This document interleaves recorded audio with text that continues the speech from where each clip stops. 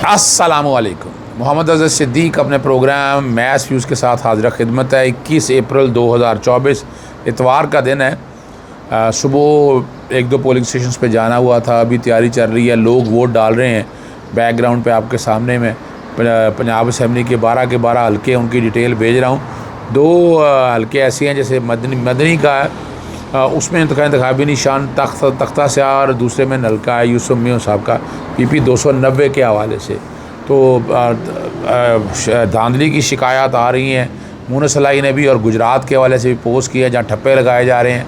और लेकिन सबसे जो दिक्कत है कि गिरफ़्तारियाँ का अमल अब भी जारी है। पाकिस्तान तहरीक इंसाफ के लोगों को, कारकुनों को, और जो लोग सारे इस प्रोसेस में हिस्सा ले रहे हैं उनके ख़िलाफ़ आज भी अमल ये सारा जारी है। कोशिश की जा रही है कि उन्हें तंग किया जाए, लेकिन हालात और वाक़यात आपने देख रहे हैं कि आगे कैसे मामलात को लेकर चलना है। आप लोगों ने आगे बढ़ना है, वोट डालने के लिए निकले। और जिसको ये प्रोग्राम चल रहा होगा उसके थोड़ी 2 घंटे बाद रिज़ल्ट अभी आना शुरू हो जाएंगे।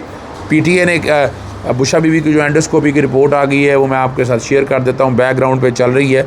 और गरीदा फ़रूकी का अजीब-ओ-गरीब सा तबसरा, थोड़ी सी शर्म और हया होनी चाहिए इंसान को, पर है ही नहीं है। और वो लगता यही है कि उनके कहीं से लिखा आता है, कॉमा फुल स्टॉप भी कोई चेंज नहीं करती, और उसी तरह ये सारा। डॉक्टर आसिम ने इमरान खान साहब का तभी मुआयना किया है अस्पताल में, क्या हालात रहे हैं। और इजाज़त दी कि मैंने आपके ट्रायल के बारे में दरख्वास्त कह चुका हूँ, आपके सामने मैंने चीज़ें सारी रख दी हैं ताकि आप समझ सकेंगे। अच्छा, एक बात तो बड़ी वाज़ दफ़ा बता दूँ कि फ़लस्तीन के एहतजाज में अपना हुमैरा तैयबा ना दहशतगर्द ना सेनेटर मुश्ताक साहब की बेगम साहिबा हैं, उनके बच्चे को 2 को ये गिरफ़्तार किया गया। आप यहाँ से अंदाज़ा लगा लें, ये कोई तरीका तो नहीं है कि आप यानी गज़ा के अंदर जो कुछ हालात चल रहे हैं वहाँ फ़लस्तीनियों के साथ क्या हो रहा है, और दूसरी तरफ आप पाकिस्तान में अगर एहतजाज करना चाह रहे तो आप एहतजाज ही नहीं कर सकते हैं। ये जुल्म है। SHO इमरान नसीर और पुलिस ने बदतमीज़ी की, सेव गज़ा के कारकुनों पर तशद्दुद किया गया, बदतमीज़ी का, लेकिन पंजाब खुसूसी तरबियत की गई है। मुल्तान से मुतल्लिक़ ज़रूरी है कि वाक़े पर एक्शन लें।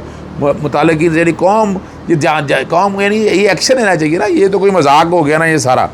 बुशा बीबी से बैकग्राउंड पे एंडोस्कोपी की रिपोर्ट चल रही है। मैदे और ख़ुराक की नाली में ज़ख्म पाए गए हैं, और उन्हें जो खाना दिया जाता है वो खाना ठीक नहीं था। डॉक्टर ने अद्वियात दी हैं और 1 हफ़्ते बाद दोबारा चेकअप के लिए लाने का कहा है। बुशा बीबी की सेहत से मुतल्लिक़ ख़दशात हमारे दुरुस्त निकले हैं।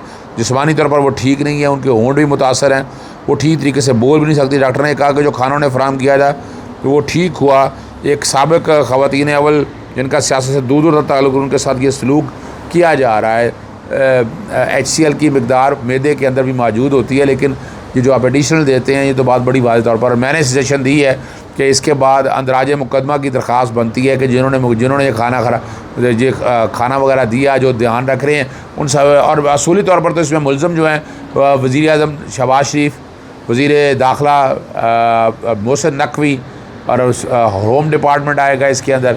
फिर IG जेल खराजात और सुप्रिटेंडेंट जेल को भी बाकायदा इसमें मुलज़म नामज़द किया जाना चाहिए कि ये सारे लोग शामिल हैं जिन्होंने ये सारे प्रोसेस के अंदर, और बड़ी तकलीफ़ और दिक्कत है। कुछ शर्म और हया हो, एक औरत होने के नाते ही शर्म आ जाए गरीदा फ़रूकी को, पर वो नहीं आ रही है। उन्होंने एक अजीब सी मंतक कर दी है कि कुरकुरे खाना जो है ना जी, और बंद कर दें। और ये इल्ज़ामात के पहले आप इल्ज़ामात लगाते रहे हैं, जो लफ्ज़ उन्होंने कहे हैं वो पढ़ देता हूँ आपके सामने। कुरकुरे खाना बंद करें और हर वक्त कुड़कुड़ करके बेसरोपा इल्ज़ामात भी बना, रियासत का वक्त ज़ाया करें ना मीडिया का। जेल की तरह जेल काटे, खाला जी का घर ना बनाए। शर्म और हया नहीं है इस औरत को। कभी कुरकुरे, कभी अचार, कभी देसी कुकड़ मटन, वाह ट्वीट का मतन ये। और इमरान खान बुशा बीबी कत्ल के झूठे बेबुनियाद और ढोंगी इल्ज़ामात का तो मेडिकल रिपोर्टों में खुलकर पोस्टमार्टम हो गया। क्या हो गया यहाँ पर, आप बता दें। यहाँ पर मेरे घर में पेट्रोल में से हमला हुआ था, उसका मुलज़िम पकड़ लिया, आप लोगों ने नहीं पकड़ी है। अस्पताल और इंतज़ामिया और डॉक्टरों के इशारों पर चलते हैं, सब मिलकर साजिशी बयानी और थीरीज़ को घटते और फ़रोग़ देते हैं। वक्त आ गया हुकूमत शौकत खानम अस्पताल को टेक ओवर कर ले, अस्पताल का इंतज़ाम संभाल ले, और अरबों रुपये की मनी लॉन्ड्रिंग की भी खोज लगाए। और जो अस्पताल की शर्म और क्या लफ्ज़ कहूँ भाई, एक ट्रस्ट का अस्पताल है, हुकूमत ऐसे कब्ज़ा नहीं कर सकती है। क्या हुकूमत ने क्या ऐसा किया? वहाँ पर लाखों लोग जाके फ़ायदेमंद हो चुके हैं। उनमें आप लोगों ने क्या किया? आप लोगों ने तो तंग किया, आप लोगों ने तो मसाइल पैदा किए। और ये मसाइल ऐसे, ये हालात अल्लाह ताला आसानी रखे। आप ज़िंदगी और मौत तो रब के हाथ में है। लेकिन इमरान खान साहब के कातिल अभी तक नहीं पकड़े गए, ये तो बड़ी वाज़ेह तौर पर आपके सामने बात है। जो पकड़े गए हैं वो है नहीं, और जिनकी ज़मानतें हो गई हैं वहाँ से आप समझ सकते हैं क्या हाल है। और मोबाइल फ़ोन सर्विस की बंदिश के हवाले से PTA का एलामिया जारी हो गया और उन्होंने कहा है कि वज़ारत दाखिला की हदायत की रोशनी में 21 और बंदा पूछे 21 और 22 अप्रैल को क्यों बंद है जी, ज़रा ये पूछे। उसकी वजह क्या है कि जो जालसाजी करनी है, धांधली करनी है, फॉर्म 47 में जो गड़बड़ करनी है वो सारा कुछ कर लिया जाएगा। और ज़िमनी इंतखाबात के दौरान पंजाब और बलूचिस्तान के चंद अज़ला में मोबाइल सर्विस आर्जी तौर पर मुअत्तल रहेगी। ये फ़ैसला इंतखाबी अमल को बिला तातुल और शफाफ अंदाज में पाया तकमील तक पहुँचाने के लिए किया गया।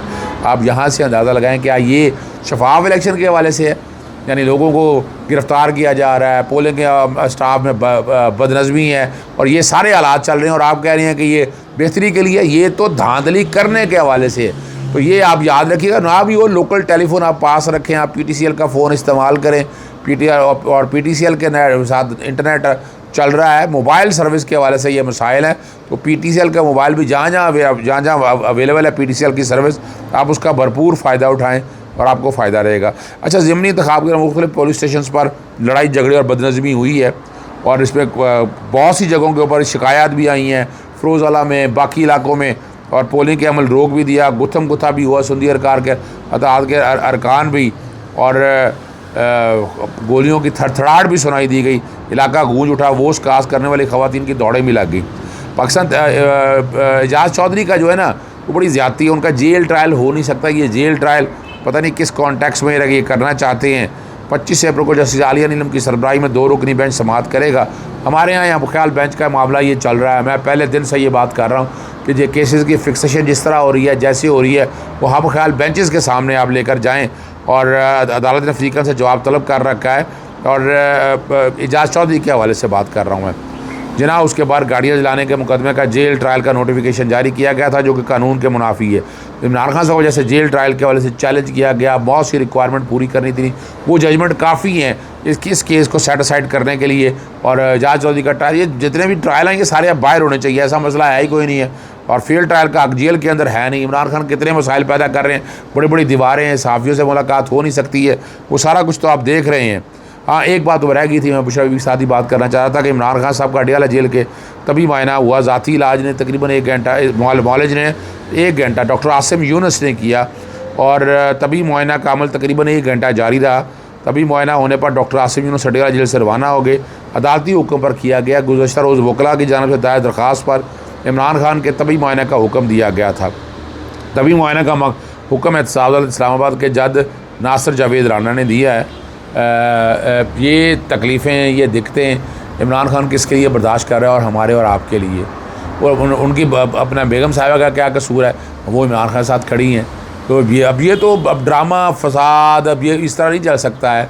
और याद रखिएगा, आज का ज़िमनी इलेक्शन आखिर बात ख़त्म करने से पहले बहुत अहम है। वोट डालना है, वोट डाल के निकलना है, वोट का पहरा देना है, पोलिंग स्टेशन पे मौजूद रहना है, रिटर्निंग ऑफिसर के दफ्तर भी जाना है। आपने हर जगह अगर काम अपना जो पूरा करना है वो आपके ऊपर है कि आप किस तरह से पहरा देते हैं, किस तरह से अपना काम करते हैं। हम भी चक्कर लगा के आए हैं पोलिंग स्टेशन का, और लोगों का कोशिश कर रहे हैं अपने तय। मिसाल के तौर पर हमारे कई दोस्त हैं, हमने आपस में मिलकर कोशिश की कि जो कि पाकिस्तान तहरीक इंसाफ के लोगों को पैसों का बोझ तो नहीं पड़ना चाहिए, तो उन तक को खाना पहुंचाना है, कोई और इंतज़ाम ताकि जो उनका पोलिंग एजेंट है वो भूखे ना रहें, और उनको हर तरह की आसानी रहे। वह दूसरे जो इलेक्शन लड़ते हैं वो तो ढेरों पैसा लगाते हैं ट्रांसपोर्ट पे, खाने पे। तो ये इस तरह की एक दूसरे की कंट्रीब्यूशन से हालात बेहतर होंगे इंशाल्लाह। बाकी रब पाक आसानी रखेगा, और आने वाले वक्त में आपको बहुत सी बेहतरियाँ, बहुत सी आसानियाँ नज़र आएंगी, और उम्मीद बड़ी है, उम्मीद बहुत है कि रब पाक आसानियाँ रखे चीज़ों को सामने रखते हुए। ये इलेक्शन जीतना जो है ना आपके जनरल इलेक्शन पे बहुत फ़र्क पड़ेगा। इसमें जो टर्नओवर रहेगा वो अपनी जगह है, जीतने का फॉर्म 45 नहीं होने देंगे धांधलियाँ, उसका भी असर आपको, एडवांटेज आपको मिलना है। और ये ज़िमनी इलेक्शन आपके लिए जनरल इलेक्शन से भी ज़्यादा अहम है। और इस ज़िमनी इलेक्शन में अगर आप जीतेंगे तो रब पाक आसानी रखेंगे और आपका केस जो इलेक्शन ट्राइब्यूनल के सामने बड़ा स्ट्रॉन्ग हो जाएगा, बहुत मजबूत केस बनेगा। कैसे मजबूत बनेगा? जब यहाँ से फॉर्म 45 का घबरा नहीं होने देंगे, आप धांधली नहीं होने देंगे, तो फॉर्म 45 के एग्जैक्ट ओरिजिनल रिजल्ट जब सामने आएंगे तो सारी बात सामने खुल के आ जाएगी कि जनरल इलेक्शन के अंदर क्या हुआ। इजाज़त चाहता हूँ। अस्सलाम वालेकुम, अल्लाह हाफ़िज़। पाकिस्तान जिंदाबाद।